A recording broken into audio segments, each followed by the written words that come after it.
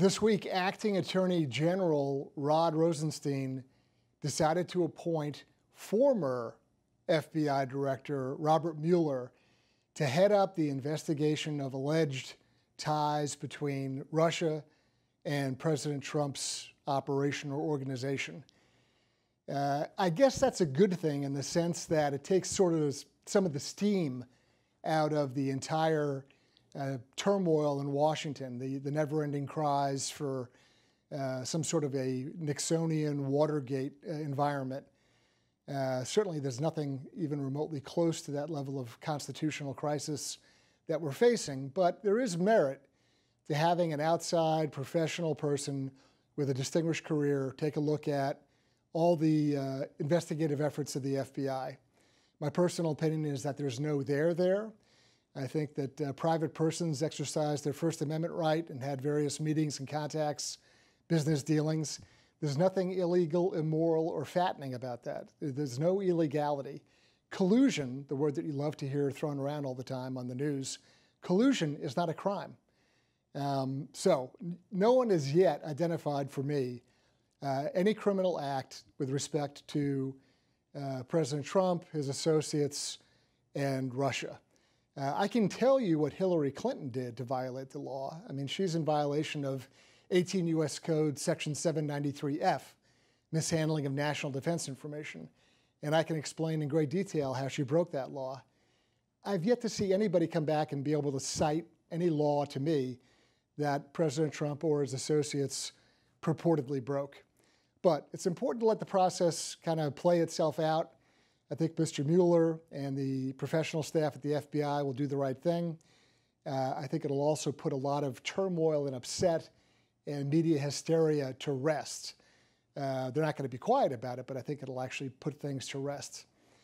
On the flip side of that, historically, it's interesting to note, and Judicial Watch has all the documentation for it, that back in 2013, a group of militant Islamists decided to approach the Justice Department and demand that training for FBI agents at Quantico be changed. They didn't like some of the language that was used in various training manuals and PowerPoint presentations, all those sorts of materials. And so they had a meeting, an off-the-record meeting with the director of the FBI at the time, Robert Mueller. And Mueller agreed. He said, okay, fine, we'll do a complete scrub of all of our training materials.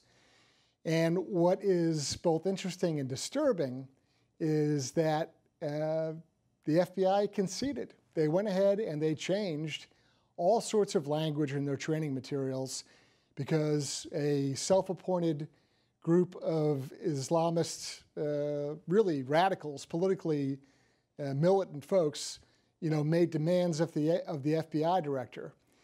So while I'm pleased that he's leading up an effort to kind of clear up what I believe is really nonsense concerning Russia-Trump allegations, there is a peculiar backstory. There is this history, and we have all the documents to prove it. You can go to our website at judicialwatch.org. You can read our report on how this training material was purged, and you can ask yourself some questions about decision-making and judgment, and whether changing FBI training standards is really in the best interest of the country. I don't believe that people that are associated with Hamas should be deciding what our FBI agents learn or don't learn. I think that's really the sticking point here. So, two sides to the Mueller story. One, it's probably good that he's leading this special investigative effort. He's familiar with the FBI, obviously. He knows the techniques for investigating, and he can draw some conclusions. I think it'll take the wind out of the sails of people that are really verging on hysteria over President Trump. There's no there, in my opinion. But the interesting backstory, the historical context for this, you can find on our website at judicialwatch.org, and you can read the actual documentation for yourself. Even if you don't agree, or you think you have another opinion or another view, that's great. Our goal, our objective, is to educate you about the operations of government. So go to our website, read the original documents from the government for yourself, make your own decisions, but know that Judicial Watch is there trying to uncover this material for you.